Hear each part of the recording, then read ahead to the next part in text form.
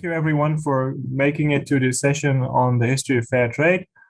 Welcome. I'm really honored to be here and to talk to you today. It's always a pleasure to speak to so many people from so many different parts of, at least of Europe in this instance. My name is Peter van Damme. As DJ already told you, I'm based at the University of Amsterdam. I'm based more precisely at the history department, where I've been working on researching the history of the fair trade movement for the last 10 years. And I've, of course, written something about that. But what I'm going to do today is to talk to you about the kind of the broad strokes of what I've found over the last 10 years in terms of the development of the movement. Social movements, in many instances, actually forget about their past. They're usually quite short-sighted if we go in terms of where they come from and what happened before, because they're so focused on what is happening right now and what they have to anticipate on. And I think that, of course, is a very important part of what social movements do. So why should they also care about their history? I think there's three main reasons. I think it's really important to realize for social movements how they get where they are today, how they got there. So this first question, how did we get here, is a question that history can help to answer, and it helps to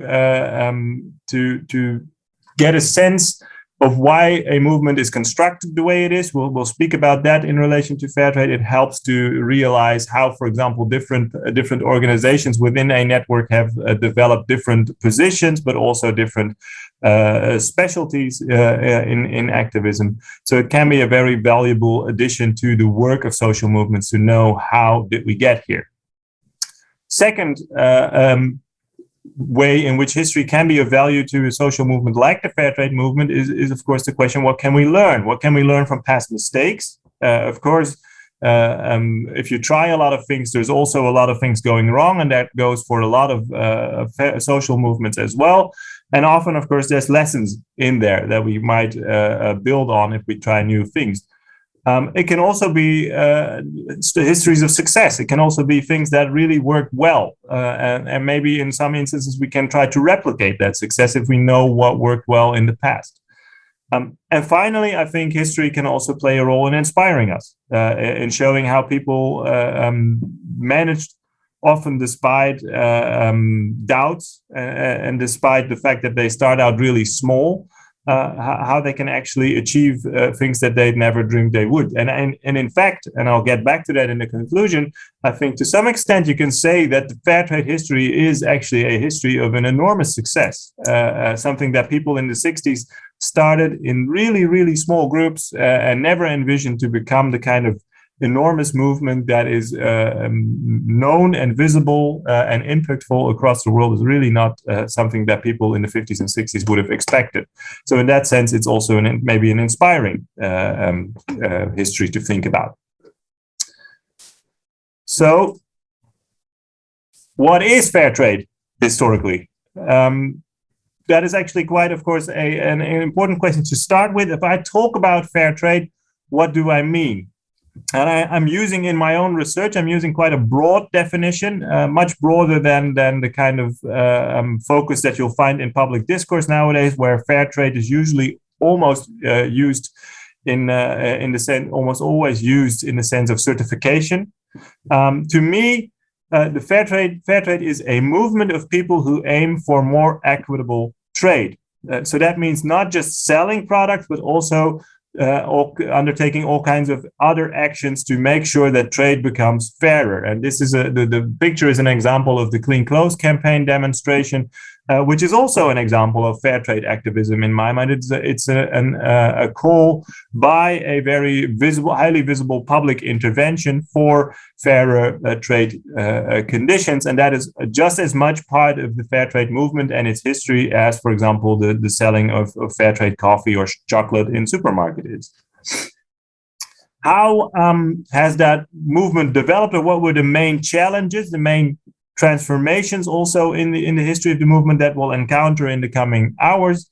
There's first a constant tension within the fair trade movement between two things that the movement is trying to achieve. And I've tried to pinpoint it by calling it publishing or practicing. What I mean by that is that there's a constant tension between activities that mostly call attention or try to put something on the agenda regarding fair trade. So, for example, the picture that you're seeing here, which is a symbolic action to call for measures that make trade fairer. And this is something that fair trade activists have always done since the 1950s and 60s, publishing the issue, making it known, or practicing it. And that is practicing fair trade, selling fair trade products, buying fair trade products to make sure that producers benefit from it directly, right? So there is a kind of an indirect, direct, and mostly a publish or practice tension within the movement. The second challenge and tension that you can find in the movement is this question for some or for all, which is very important because the fair trade movement is, in my analysis, a post-colonial movement very much. And we'll get back to that when we speak about the 1960s.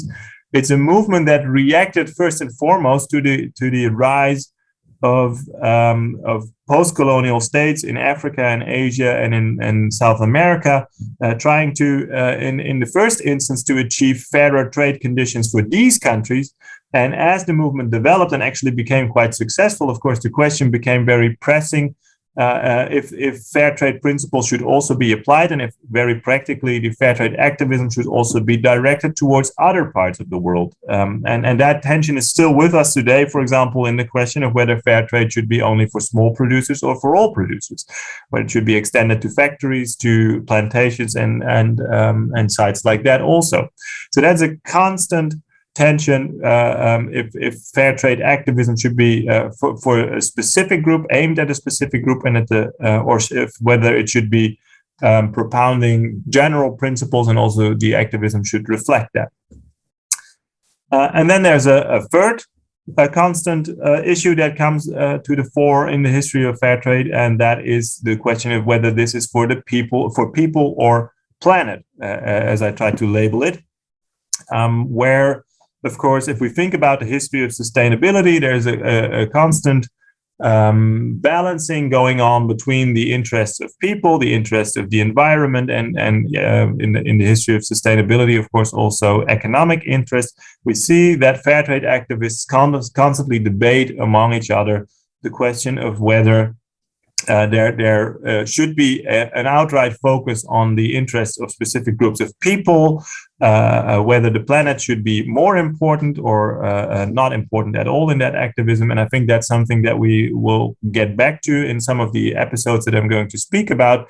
You can see how this tension is resolved in different ways, but sometimes actually also remains an open question. So we'll get back to that as well. That is the three kind of main challenges around which the main transformations of the fair trade movement have all taken shape, I think. So that is publish or practice, for some or for all, and people or planet. To give you a quick overview of the fair trade movement, I always use this slide because it's actually, before I get into these 5 pillars, very important. The second part of my definition of fair trade is that it is a movement. So it's not a specific organization. It is not even only organizations. It's a group of people and organizations loosely based around this same aim of achieving more equitable global trade, that consists of different groups that all pursue the same interest, but of course with different specializations and also sometimes different interests within that broader field. But the fact that it is a movement, I think, is crucial to how I will talk about fair trade today. So there's 5 kind of pillars that we might make out. First, there's the group of producers, people who produce fair trade products, but also the people who call for fairer conditions for the things they produce, even if they're not directly selling them to any fair trade outlet. We'll find examples of that also. There is campaigning organizations, and you can think here of, for example, Oxfam as an organization that would traditionally be more focused on campaigning than on selling things. And there's nowadays, of course, still a lot of organizations active within this field who are mainly focused on campaigning and lobbying and talking to politicians about better policies. Then we have a third pillar, which is the alternative importing agencies, which used to be probably the backbone of the movement. That is the groups or the organizations, and often these are nonprofit companies who import fair trade products from producers and find different outlets for them in the countries that they're based in or around them to sell them. And Fairtrade Original in the Netherlands, of course, is an example. And Oxfam Magazine du Monde in Belgium, and so there's a whole GEPA in Germany. The alternative importing agencies have been historically a very, very important part of the fair trade movement, and also the part of the movement that historically has the best, the direct lines to the producers to talk about what their needs actually are, because that is actually something that was until the 1990s mostly unknown. Of course, in Europe, there were very few people directly speaking to people in the global south, and the alternative importing agencies in that sense were a very important hub in the broader network, because they established most of the context between North and South before the 1990s. And then there's a fourth pillar that became very important from the end of the 1960s, early 1970s onwards, that I've labeled world shops, but you could also call them the third world shops, as they were called before. And in many other countries, they have different names. So these are the shops and the groups of activists who are locally sell fair trade products, but usually also develop all kinds of other local activities around that same issue. We'll talk about them at length when we get to the 1970s. And then the fifth pillar, of course, are the certification agencies, which came up at the end of the 1980s and have become probably the most, at least the most visible and very influential part of the fair trade movement since the 1980s, responsible for the fact that nowadays we can actually get fair trade products in almost any supermarket across the world, right? So it's a very impactful group of organizations within that, within the broader movement. Let's move on to the first episode that I wanted to talk about, which is the 1950s and 60s, the period that I've labeled alternative trade. Now, if you move across the world and you inquire about fair trade, as I've been doing during my research trips, you'll find actually quite a lot of organizations that claim that they are the oldest fair trade organization in the world, right? So there's actually quite a lot of them that say, well, we were the first fair trade you had for a long time. Oxfam in Great Britain would say so. We had the 10,000 villages saying so, and we also had SURF in the United States saying so. We also in the Netherlands had SOS, which is nowadays Fairtrade Original, claiming they were the oldest. So there's quite a lot of organizations claiming to have been the first fair trade organization.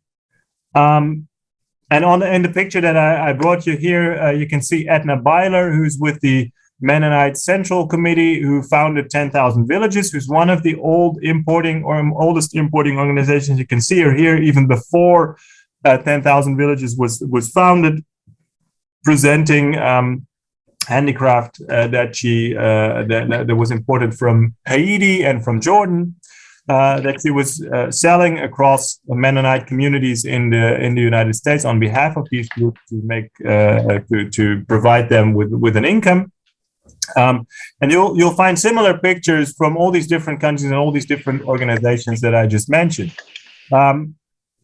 Why is it so hard, you might ask, to find out who was the first organization who started fair trade? Well, I think what makes it so hard is the fact that the kind of activism from which fair trade activism emanated, from which fair trade activism evolved, has quite a long tradition in the Western world, at least, as a form of activism. It is selling products on behalf of people who are in need of solidarity. This is something actually that, for example, church communities have been doing for a long time. If you look at the anti-slavery movement, for example, they were selling products on behalf of their cause and on behalf of people who were enslaved.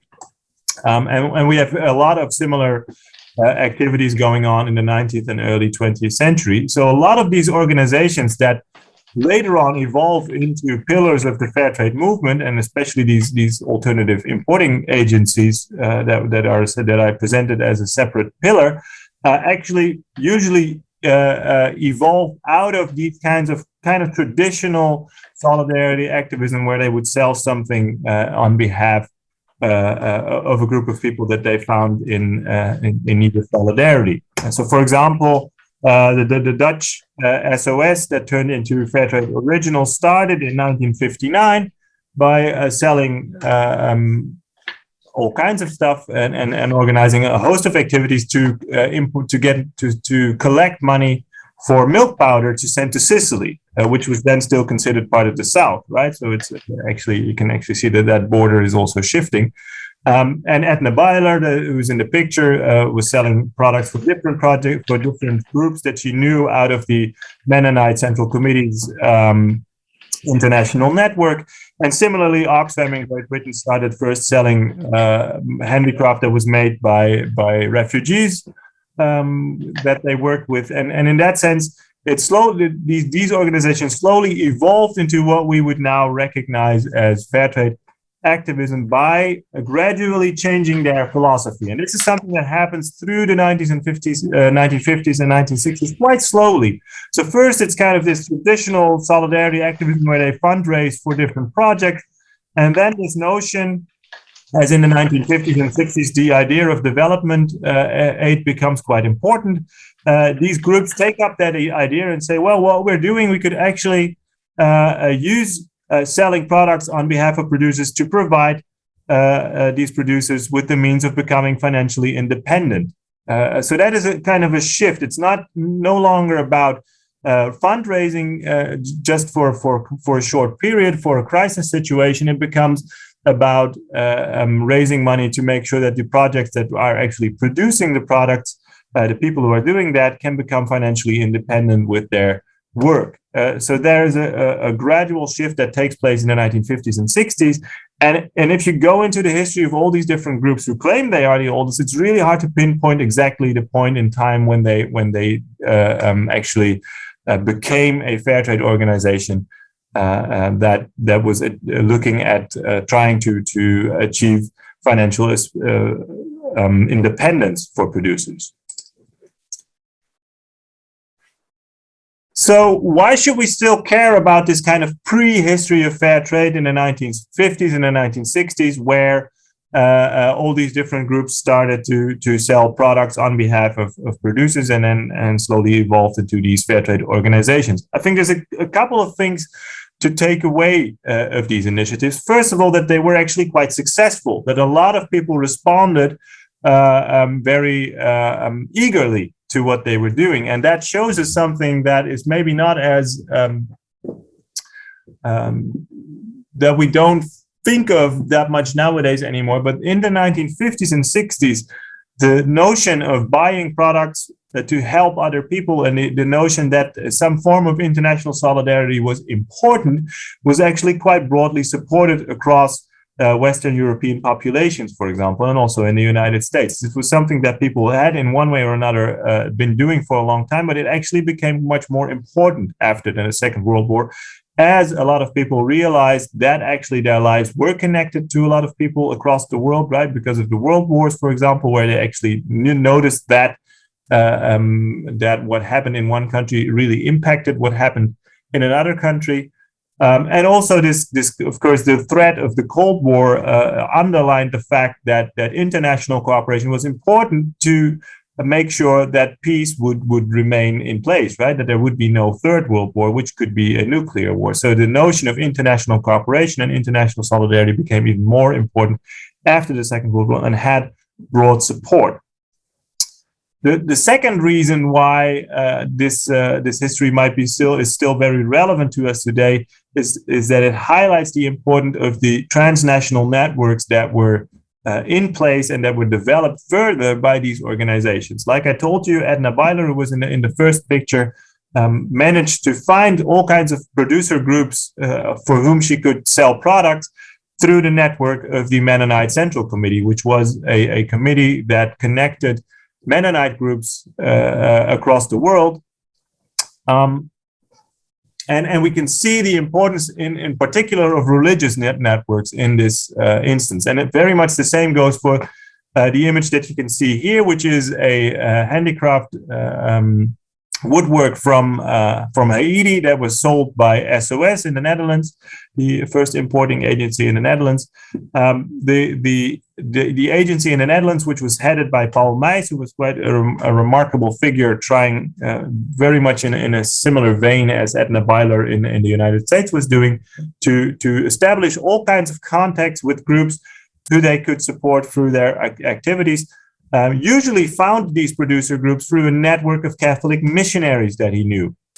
So by knowing a lot of missionaries, of course, you have an international network, a transnational network that you can use to find producer groups. And we can see the importance of those networks in this early stage of fair trade activism very much in place already, and then being further developed as the movement then moves into new directions. And I think a third element of this activism that is still very relevant and that is notable about the 50s and 60s is that they developed a model of activism that was very actionable, that you could actually really do something. And this was not something that you could do a single demonstration on, but you could buy products. Basically, well, not most of them were not everyday products, but like this woodwork that you can see here. It's not the kind of things that you'll buy every day, but at least there were things that you could do. You could go to the meetings. You could actually help distribute these products. And what, for example, a lot of these groups did was set up groups that would visit different churches or youth meetings or women's groups meetings to try to sell these products. So they found a way to make this thing that was of broad concern to people, this idea that international development was important to guarantee world peace, that they could make that actionable by finding a way for people to do something in their own environment about that. And that has been something that is, I think, present in the history of the fair trade movement for a long time, that it's a movement that has found ways to make to make big themes quite small in the way that quite practical in a way, and I think you can really see that with this early instance of fair trade activism. What is kind of the main development that I want to highlight for the 1960s and 70s is that fair trade activism evolves from this local and practical initiatives that are focused on specific producer groups to an initiative that is often focused on global trade politics, that is very much looking to impact global politics in that sense, and talking about the global economy. It continues, of course, selling these products that these older agencies were providing, but the emphasis very much shifts towards the global and towards trade politics instead of the local and the practical. And what is very important in this period also is that here you can see the establishment of a network of organizations and activists that actually then continues to evolve into the 70s and 80s. Is very much kind of the start of the fair trade movement in that sense. So it becomes a much broader movement, and a lot of the activists that start around these international trade campaigns will be the ones who are still active in the 1980s, for example. So it's a very crucial phase in the history of fair trade.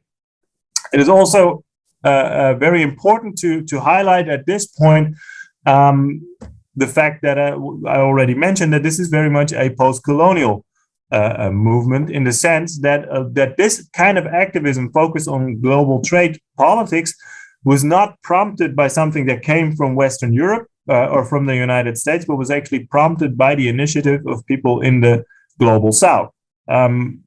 So let me just quickly try to explain what happened. as a lot of countries in Africa and Asia, and of course in South America, that had been going on for quite a while already, became independent and became members of the United Nations during the 50s and 60s. At some point, they actually had a majority of the votes in the United Nations, which actually enabled them to set the agenda around a lot of topics that they hadn't been able to address before in the same way. And one of the things that they do with this majority of the votes is call for an international conference on global trade relations, because they felt quite rightly that on the global trade market there was trade policies installed that actually were detrimental to their interests and beneficial to the richer countries, and they thought that by calling for an international trade conference, they might be able to address that problem and to come up with solutions. And that is the conference that is mentioned on the slide, is the United Nations Conference on Trade and Development, which took place for the first time in 1964, which was a huge event in Geneva, made headlines across the world because it was all the world leaders speaking about global trade, and it was a huge expectations about what it might bring.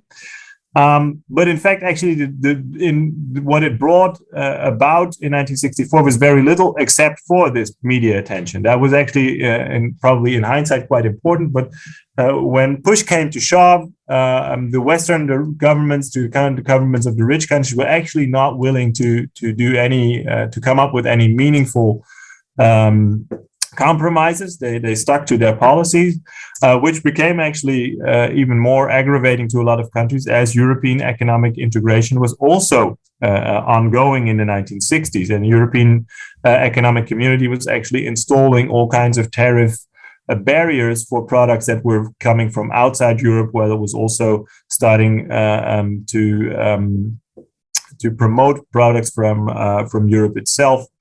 For example, by its agricultural policies. So what the United Nations Conference on Trade and Development in 1964 did achieve was to get a lot of attention.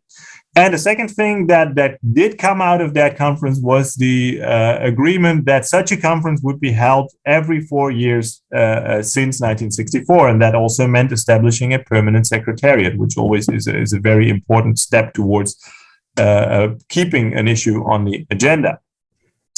And then in 1968, of course, the second conference had to take place, which had a very similar trajectory. In the run-up, there was a lot of people expecting a lot to change. There was a lot of documentation being developed for it, a lot of proposals on how to make international trade more equitable.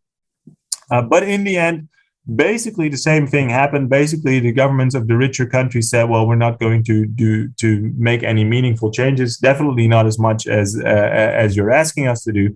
So this was a huge disappointment, of course, to the first and foremost to the countries of the global south who were calling for change, but also to a lot of people in these richer countries themselves who were sympathetic to that call, that actually something needed to change. And when they,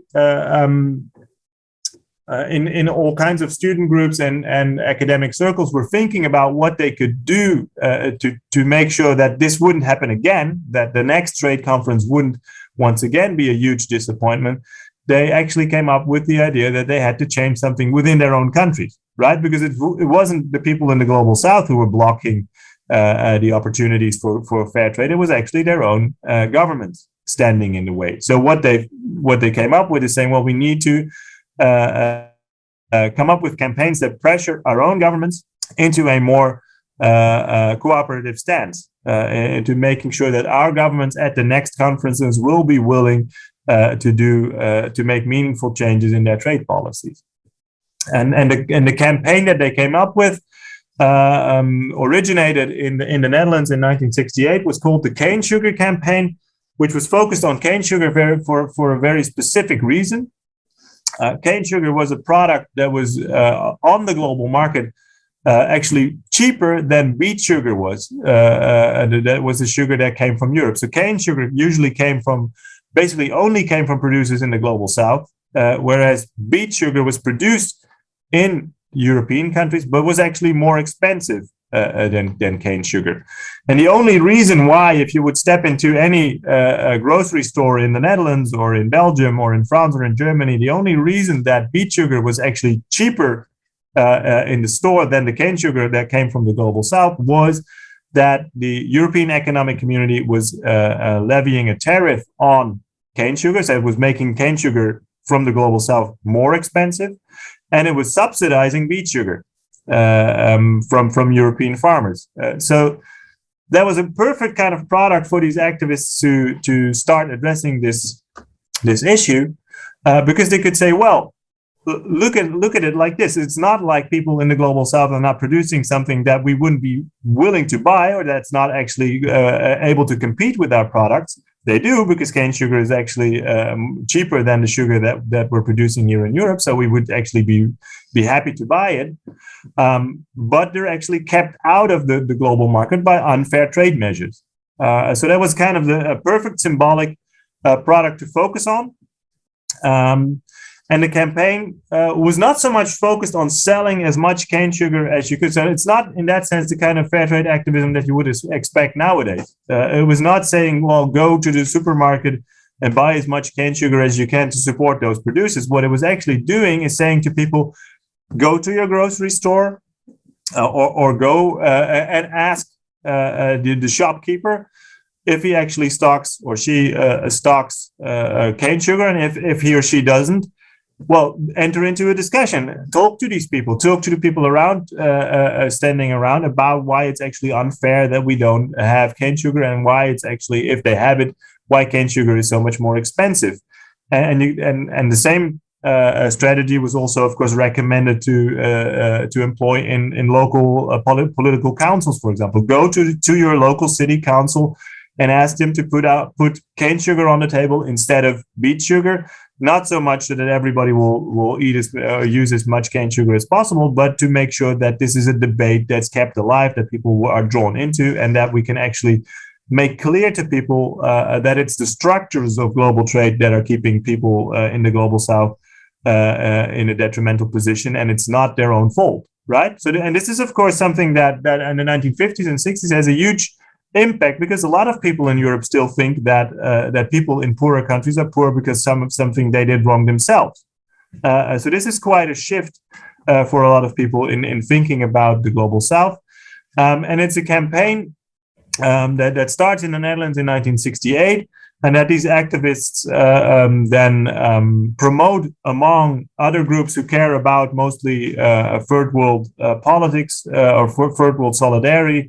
That becomes a European-wide campaign, which of course is also important, because if you go to your local government or even to your national government, they'll tell you, well, this is a European issue.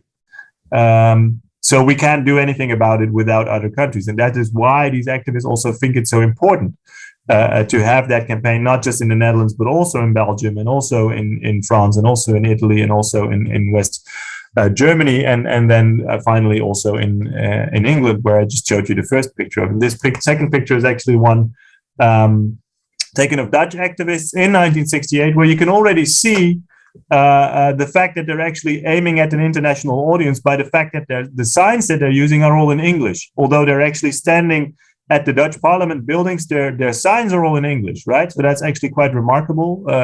More remarkable for the 1960s, of course, where using English was much less common, even in the Netherlands. You can see them aiming for an international audience, because this is something that is not just a national or local affair. What that brings to the fore as takeaways from this period is the kind of way in which this kind of activism tries to be not just about the practical, not just about the selling product, but also tries to use these products as in a symbolic way, to put something on the agenda, right? Even to the point where some of these activists say it's actually not so important to sell a lot of products. It's much more important to get the attention of politicians nationally and internationally, even if they don't buy the sugar. That's actually not our main aim in this activism. And the second point, of course, is that fair trade activism from this point onwards is at least in part aimed at international governance, as the cane sugar campaign very much is. It's targeting international trade policies. It's talking about European tariffs. It's talking about the role of UNCTAD. It's talking about the ways in which producers in the global south are in a disadvantageous position because of trade structures. So it's very much aimed at international governance.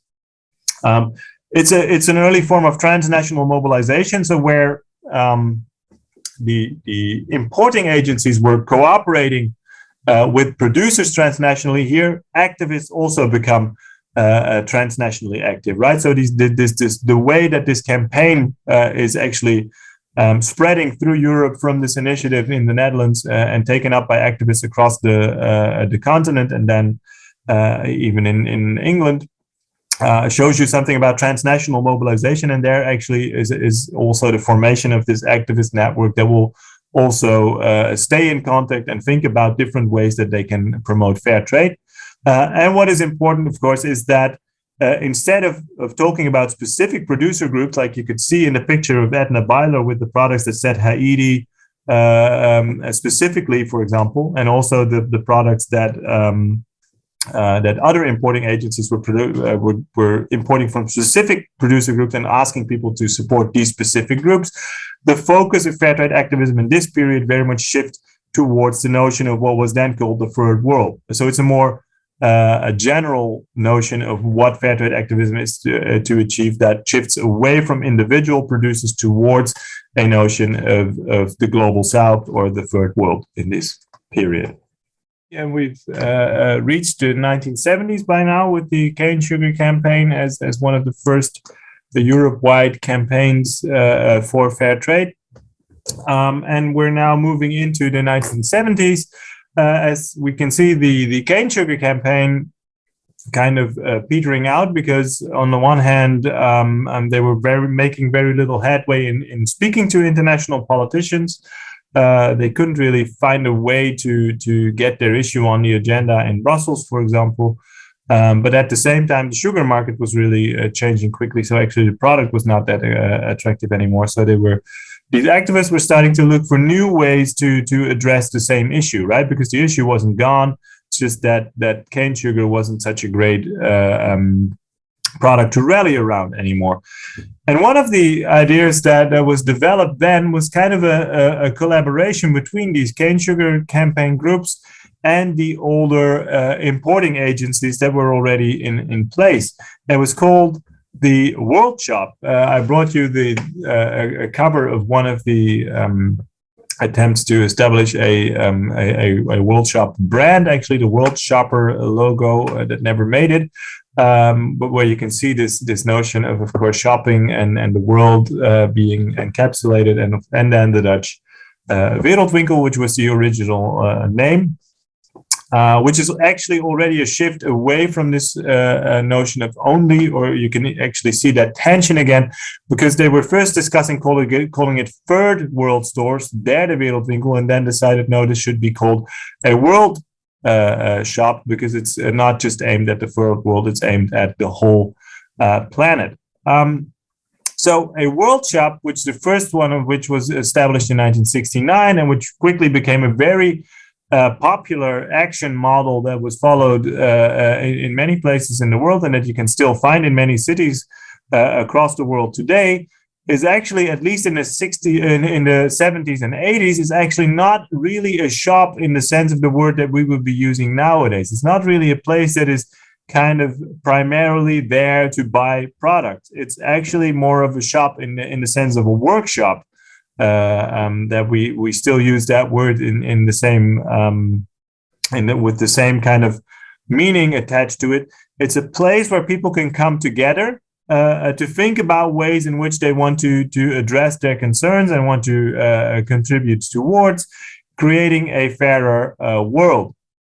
It very much continues this tradition of trying to combine practical and symbolical actions, and, for example, by sometimes selling products that are obtained from specific activist groups across the world, for example, by cooperatives that are in a difficult situation in the countries where they're operating, and actually pointing out the kind of the political side to that. Also by in many stores selling products from left-wing countries such as Cuba, or later on Angola, or Algeria, but showing their solidarity with these countries, which also has this kind of a combination of symbolic and practical action. Of course, you can buy wine from Algeria and at the same time express your solidarity with the left-wing government there in the 1970s. So it combines that tradition, but at the same time, it's much more than a place where you can buy stuff. It's actually, if you look, for example, at the first manuals that explain to activists what you need to start a world shop, the first thing it mentions is you need kind of a place to meet. It doesn't even have to be a place that is permanently yours. It just has to be a place to meet. It needs a table for people to sit around and be able to discuss their concerns about where the world is heading. And actually, it says if there's any chance, try to get a copying machine to be able to produce documentation and to produce leaflets that you can distribute to make people aware of what's happening. And only at the end of the list, it says, oh, by the way, there's actually importing agencies that you can get products from that you could also sell to make this practical. So it's very much about campaigning, and world shops in the 1970s and 80s campaign around a lot of different subjects that are all connected, I think, in the sense that they're all looking to improving global the global condition, but much broader probably than you think of when you think of fair trade activism. That is because they function as platforms. So people come together there and use the world shops as a platform to do different kinds of, to start activities and campaigns around different things that they care about in the 1970s and 80s. Brought you a couple of symbols more than anything. There's a poster from a boycott campaign. So that's actually opposite of buying stuff, is actually that a lot of world shop groups would also support boycott actions like this one against Angola, and directed towards a specific supermarket chain that was the one last supermarket in the Netherlands that was still selling coffee from the Portuguese colony of Angola, and calling on people to boycott the Albert Heijn supermarkets because they were selling that coffee. So kind of, and what world shop groups would do, they would go to those supermarkets and picket them. Stand in front of the supermarket and distribute information about why you shouldn't buy at that supermarket or why you shouldn't buy a specific product. And that was a kind of an activity that a lot of local groups were engaged in the 1970s and 80s. A second one would be engaging in anti-nuclear activism, both in the peace movement protesting nuclear weapons, but also a lot of times locally, especially in the Netherlands and Germany. This was a big issue, of course, protesting the establishment of nuclear energy plants in different places, which was an important topic to a lot of activists in that time, and connected to both, of course, the notion that these were dangerous to the planet, and to the fact that they were somehow tied into this global complex that was favoring nuclear solutions. And then finally, more practically again, they also did all kinds of everyday forms of environmentalism. For example, a lot of world shops would be selling this kind of recycled toilet paper from recycled paper, which was still quite innovative in the 1970s and 80s to do, right? This was something that you could really, as an activist, show and make a difference very practically by saying, well, we're selling this kind of paper from recycled paper in order to show that we care about the environment. So that was, in that sense, world shops were more platforms than shops in our sense of the word, and we're engaging in a lot of different forms of activism and kind of local hubs, you could call them, for activism, which is, of course, still a very interesting kind of way of establishing a presence as a group of activists at a local level. what can we take away from this history of the world shops in the 70s and 80s? I think first of all, what they showed, what made these world shops so successful, what made them spread across Europe very quickly, was that they were very local. It was a local form of activism, and actually offered activists with similar concerns, probably not always the same concerns, but at least similar concerns, to come together locally, to establish a presence, to find a place to meet each other and to tell other people about what they were caring about, what they wanted to campaign about. They were adaptable, right? So that it didn't even have to be a real store. It could actually be like the picture you see here. It could actually be a bus that you would equip with kind of information material, maybe some products, and that you would drive up to a local market every now and then. So it actually was very adaptable to local circumstances, to the kinds of opportunities that you would find locally for your campaigns. And it was a very accommodating a way of acting. So it was actually open to a lot of different people with like I said, similar concerns, but you could actually become or frequent a world shop if you were primarily an environmental activist or primarily caring about a specific country, for example, engaging in solidarity with Angola. Or you could come there if you were actually primarily interested in selling the kind of products that were being imported from specific producer groups, like the ones that SOS or Oxfam had been engaged in. So it was a very open kind of model, which offered a space for people with quite different interests who still recognized their common idealism in improving the world, but at the same time left a lot of room for people to do to start activities around the things that they felt were most important. And I think they were particularly welcome in the 1970s and 80s, as that is also a time where a lot of people become quite disillusioned with what you can achieve through more distant political campaigns. So the kind of disillusion also with directly with, for example, the results of the cane sugar campaign, that a lot of people felt hadn't achieved much of a result because it was so hard to change international politics directly. And this was a way, of course, to start doing something in your local environment that you could start with right away, that had kind of a small impact right away, and that would at least keep these bigger political dreams alive, whilst they were actually very, very hard to reach in the short run. So that made them, I think, particularly welcome and successful as a specific form of activism in the 1970s and 80s. So that gets us to the 1980s and the 1990s and the labeling initiatives. And I brought this picture, this caricature that is from the early 90s in the Netherlands, where somebody's standing in a supermarket, not knowing which brand of coffee he actually needs to buy, because there's so many different kinds of solidarity coffee around by then. Right. So there's and I think if we're discussing the labeling initiatives that come up in the 1980s and 1990s, I think there's a lot of confusion about them. And at the same time, of course, they are probably the most influential part of the movement in talking to people about what Fairtrade is. Usually they'll come up with the Fairtrade mark as kind of the first thing that comes to mind. Also because it's, in that sense, a very successful part of our daily lives if we visit a supermarket. Every supermarket stocks them. Once again, if we think about where labels come from, it's really important to step outside of the world of these Western European and United States activists. And at this time, it's mostly still Western European. That's really starts to change in the 1990s, where this becomes a global movement also in where the shops are located and where the activists are located. What happens in the 1980s, in the early 1980s actually already, is that there's an international debt crisis that really hits Latin America very hard.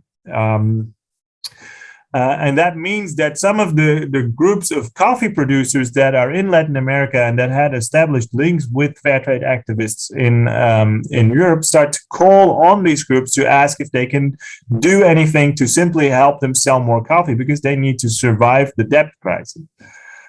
Which in the Netherlands means specifically the cooperative of Ushiri, which is based in Mexico, calling on their contacts within a ecumenical campaigning organization, Solidaridad, to see if they can come up with something, with ways to sell more of their coffee in Europe.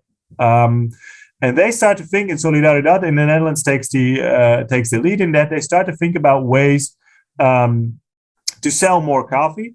And they come up with all kinds of ideas. For example, just to promote it more actively in different places, to make more posters, to see if they can do any kind of educating campaigns. But that really doesn't get them much further.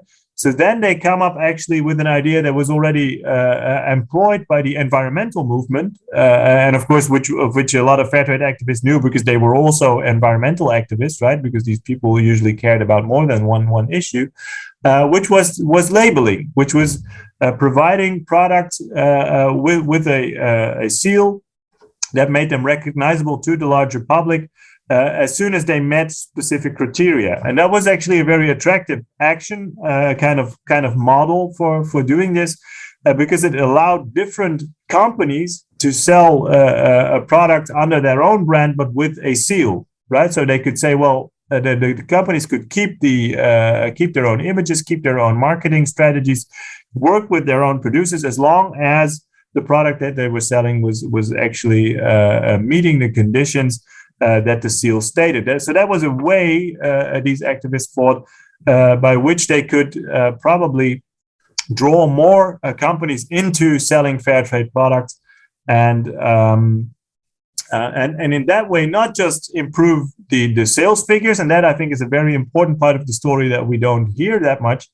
But the idea was that was actually a good thing also politically, to start selling more, because it would help, of course, producers in the global south who were in need of earning a living, but it would also, by making it easier for a lot of consumers who were sympathetic to fair trade to buy fair trade products, make the market share kind of an indicator of political support for fair trade. So there was this notion that once you bring fair trade products into a supermarket, which is not the case in the 1980s before this starts, more people will start to buy it because it's simply easier, right? So they had market research, for example, saying that a lot of people were sympathetic to fair trade, but they didn't actually do anything because they didn't feel like, or there was no World Shop in their town, for example, or it was far away.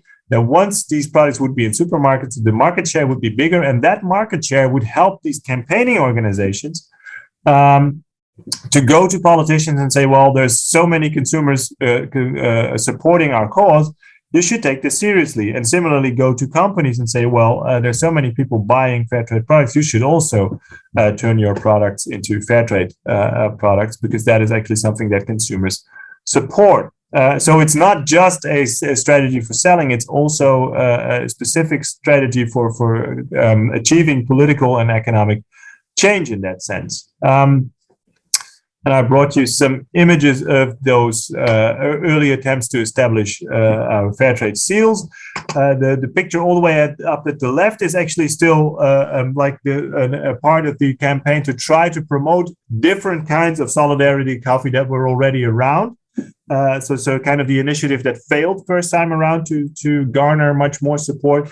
And then there's the Max Havelaar label, where you can actually see the same image that was already used in that campaign being used as a seal. So this was actually the first fair trade seal, first fair trade label that came onto, that was developed, was the Max Havelaar seal that was established in 1988.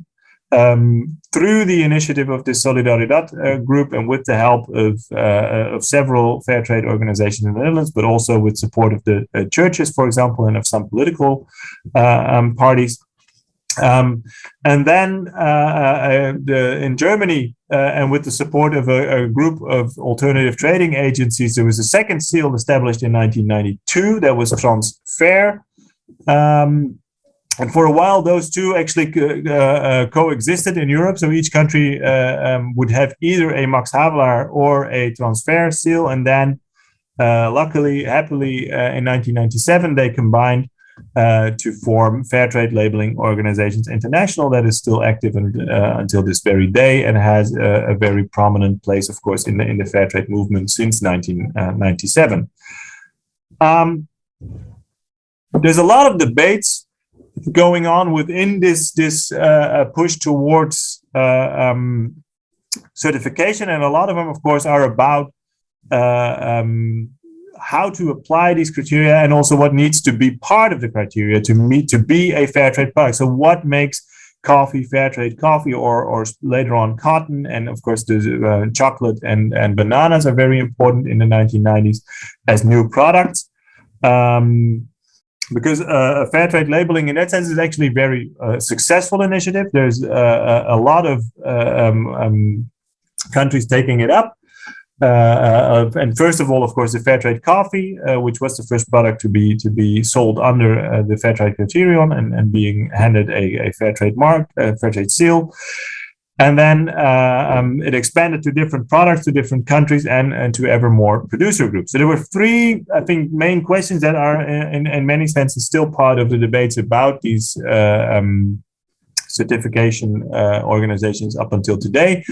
First of all, in the 1990s, there was a big discussion on how to integrate the environmental dimension. Because like as I said, in many world shops, these things had been kind of part of the same kind of activism. But once you get to the stage of having campaigning organizations, of course, usually they'll focus on a specific issue that they find most important. And there was this tension between those who favored ecological criteria and those who favored the social criterion, which often on the ground for producers actually wasn't such an issue, because they were, for example, already meeting most of the criterion for ecological certification, for example. But of course, the question was, should that be part of the fair trade definition or not? It wasn't a very big part at the start of the seal in 1988, and then the organizations worked to integrate it in the criterion in the 1990s, where on the one hand there was this idea that it shouldn't be too important, because it could sometimes hamper actually the ability of producer groups to enter the system, and it actually would be better, and that is what was the position that they reached in the 1990s, but was then later on improved. That would be important to encourage producers to make their production environmentally sound or sustainable, but that it could be something that they could be working on. And then, of course, the criterion got stricter during the 2000s and 2010s. But how to exactly account for it, and whether it was as important as being fair to people or not, was something that was contentious. That's actually still contentious, I think, within the movement, at least in some parts. And the second big debate was about smallholders, because, like I said, the initiative to establish fair trade marks was very much geared towards small coffee producers. That these were small farmers or collectives of small farmers that was aimed about. Those were the ones who were hit hard by the debt crisis. Those were the ones that the certification initiative was trying to come to the aid of. And then, of course, once this becomes a very successful initiative, the question becomes, for who else can enter this system? And first of all, you can, of course, try to expand the number of small farmers that you can integrate. But for example, as soon as you get to bananas, there's very few small producers of bananas. And the question becomes, can you also integrate plantations into the system if they meet specific criterion then, for example, for working conditions? And the same goes for cotton, for example, where that was a big discussion. So to what extent the system could be opened beyond groups of smallholders was a very big debate. And it's also one that is still going on. And in some way, transposed now, of course, to the question of whether this should only be for people in the global south, or should be a system that also is opened up to producers in all kinds of countries, and to what extent you should actually alter the criterion to do that. And the third question, of course, is about the product chain. And this is something that is very, among different groups, was debated a lot, whether actually to be a kind of an authentic or a believable fair trade product was enough to only point towards the producers. And that, of course, was a very hard subject to navigate, because usually these attempts to introduce fair trade products in supermarkets meant cooperating with multinational companies that for a long time had actually been the adversaries of fair trade activists, right? I showed you, for example, the picture of the call to boycott the Albert Heijn supermarket. But introducing the fair trade mark actually meant selling coffee in that very same supermarket. And of course, the question then comes up, do we cooperate with any company, even if we don't agree with its policies, or is there actually a responsibility for fair trade certificates to also look at different levels? And that is a question that was still kind of that even became more complicated as, for example, cotton became a fair trade product, because then, of course, you get a much longer product chain that you have to account for. And it's actually not just producers who a lot of fair trade activists feel need to be protected, but also, for example, the people working in the factories processing the cotton, and then also the people working in the factories that produce the clothing. So then it becomes much more also a question of how widely do we want to think about where to apply the fair trade certificate. What do we take away from that episode is, I think, counter three main misunderstandings about fair trade. The first one I already mentioned is that fair trade is not just certification. Certification, of course, is a big part of it. And then if you look at the trade volume, of course, to a large extent, that comes from fair trade certification. So we shouldn't discount it in any way, but of course, fair trade is much more than that. The second misunderstanding is that with the introduction of fair trade certificates, fair trade labeling, fair trade kind of lost its transformative edge. And as I've tried to show you, actually, in this introduction of labeling, there was a notion that this would be helping to contribute towards transforming markets for the good by being able to talk to politicians based on the market share, and being able to go to companies and pressuring them by saying, well, this is actually something your consumers want. And a third misunderstanding, or something that we sometimes hear, of course, is that fair trade certification doesn't have an impact, which historically isn't correct, because actually a lot of the small farmers that were supported by this first wave of certification made it through the debt crisis, at least in part because of the support that they were receiving, and because it actually usually, and that is something I think we need to be worried about if we think about the history and also the present of fair trade.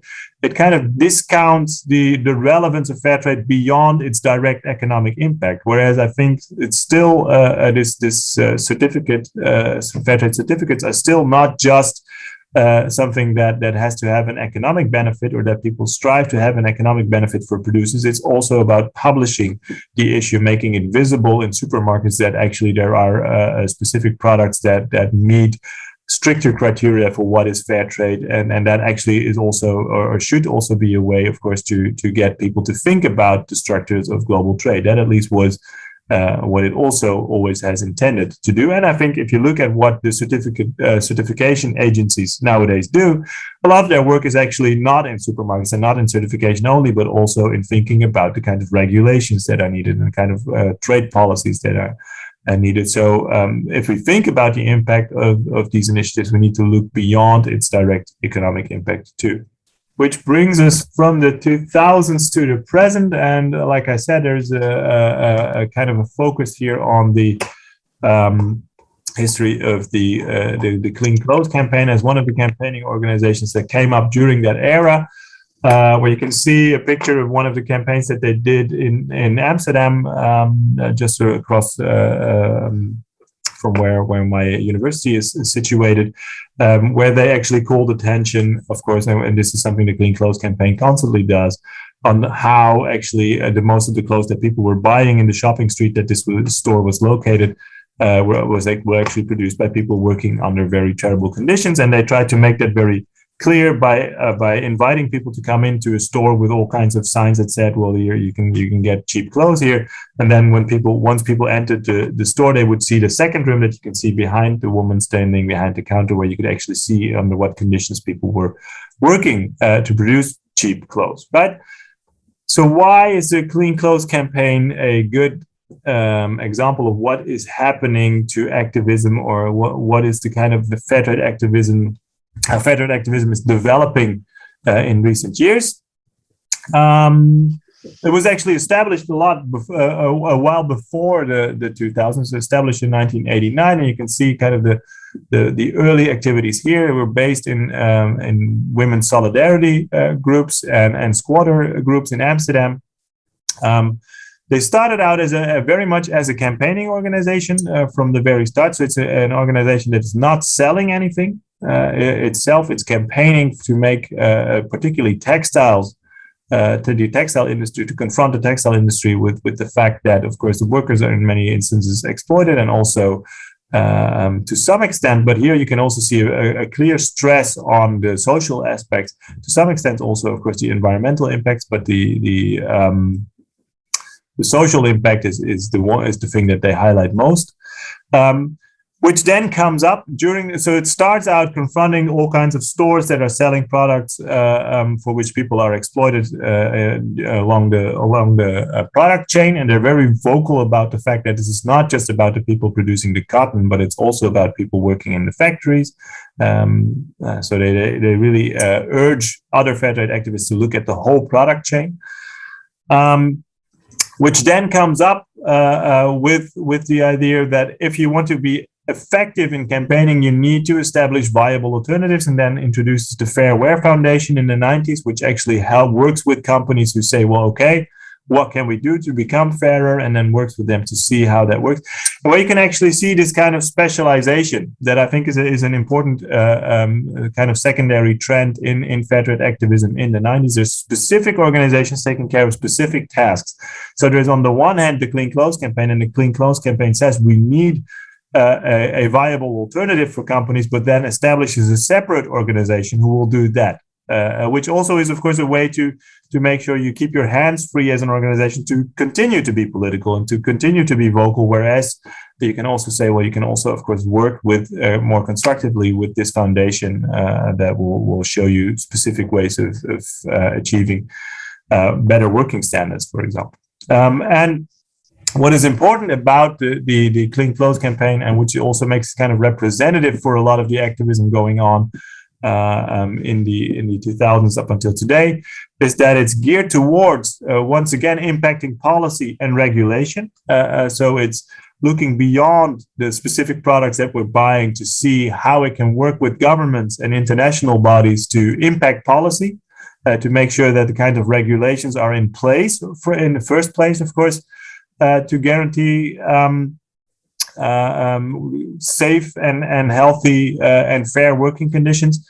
And then the second part of that is probably actually the even harder part of it, is the monitoring of that, of those regulations. So even where, or once you manage to have, and I think the history, for example, of the Rana Plaza disaster and the Bangladesh Accord that came after is very telling in that respect. Where, of course, the Clean Clothes Campaign with the whole coalition of other organizations is in fact successful in establishing an international framework to improve working conditions, then the work actually only starts, right? Because you need to make sure that these regulations are actually implemented on the ground. You need to work with the local factories. You need to work with the local trade unions to make sure to ask them to see if anything is happening. And why this is also a very representative kind of activism for this period is that is actually only possible now that it's possible to communicate directly with different activist groups across the world, right? So the Clean Clothes Campaign kind of activism is based on working or communicating directly with, for example, trade unions in the countries where the textile workers are based, because they are the ones who can actually make a fair estimate of the working conditions there. They can actually think about what kind of measures would be needed, and that is actually providing the cue for activists in other parts of the world to then set up campaigns. So it's also very much representative of a new kind of activism that is, I think, the new standard for most campaigns and most forms of activism since the 90s. It's very much a networked kind of activism where people from across the world are able to communicate quickly, to disseminate information quickly, and to decide based on that, of course, what kind of activities will be most helpful in establishing how to achieve fair trade in this instance. Which brings us to kind of a head start for concluding afterwards to the question of where we are now in the fair trade movement. And I think there's kind of three important activities that are part of the repertoire of the fair trade movement if you zoom out a little bit. It's first of all, of course, this labeling that we spoke about that came up in the late 1980s. That is a big part of what fair trade organizations do nowadays. It's still very much also producing and selling. So producing, of course, is kind of the staple of the movement. And then, of course, the selling of products is still very much part of what people in a lot of places across the world are still doing on a daily basis. On the one hand, to directly support producers, and on the second, also to call attention to the subject. And then, of course, there's a host of organizations like the Clean Clothes Campaign, but also like Oxfam, for example, campaigning and lobbying on behalf of fairer trade conditions to make sure that regulations are in place, but also very much, of course, nowadays around the issues of due diligence, of making sure that regulations are in place to hold companies who are not acting according to the standards that are officially in place, to hold them accountable. So that is kind of the three, if you look at the kind of the activities that organizations engage in, the three things that I think are prominent in the movement right now. And I think it's important to remember that those are not really strictly limited to specific organizations. So organizations will often engage in more than one of these activities, right? They'll have more or less an emphasis in most instances, but it's not uncommon for fair trade organizations to do more than one of those. To engage in more than one of those activities. Let me see, and that brings us to a second. Where are we now? Which is kind of a little more zooming out more. Is that what developed since the 1990s is truly a global movement, first and foremost. So it's this is the map that you can see here is actually the map of all the fair trade towns across the world, where you can actually see that actually nowadays, so fair trade activism is not something that is only located in Western Europe and the United States, but it's across the world, in very many countries. And it's a global movement, not just in where activists are based, it's also very much a global movement in the way it communicates nowadays, in communicating with groups across the world, and really striving to implement a culture of equality in that communication also. It's still very much a movement that is about combining the practical and the symbolical, and trying to find ways to not just do something to make trade fair now or to support producers directly, but also use that as a kind of an entry point for talking about how to make trade fairer. It's still very much an adaptable movement, and I think that's one of the staples of its history, right? That in very many different situations came up with new kinds of activism, and I think that's actually quite exciting to think about what new kinds of activism they'll come up with, or fair trade activists will come up in the coming years. Now that the situation, of course, is once again changing again, and it's very much became a movement that tried to that integrates these two perspectives on people and the planet. So as we saw, fair trade activists on the ground being in workshops, for example, working to combine environmental concerns and social concerns, and then the certification agencies also trying to integrate these two concerns. I think that has actually become an even more important part of the work of fair trade organizations in the last couple of years, and I have, I think, a very important position in that, because this is a movement that can actually show that it's not just about the environment. So if we think about climate change, but this is actually unequally impacting people across the world. For example, the coffee farmers that the fair trade movement is working with are already impacted by climate change to a much larger extent than we realize in Western Europe, for example. And that is something that the Fair Trade Network is aware of and can actually bring to the fore much more effectively than probably many other organizations can.